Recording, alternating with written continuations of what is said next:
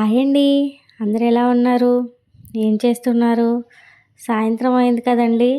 మన చిన్నప్పుడైతే ఎండాకాలం సాయంత్రం అయితే చాలు ఇళ్ళమ్మటి గోలీ సోడాలు అమ్ముకుంటూ వచ్చేవాళ్ళు.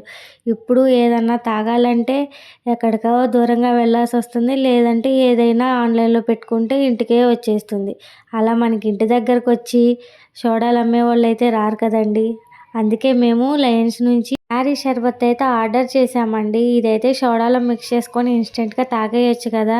బాడీకి కొంచెం కూల్ కూడా ఇస్తుంది. నన్నారి షర్బత్ అంటే ఒంటికి చాలా మంచిది అని అంటారు పెద్దవాళ్ళు.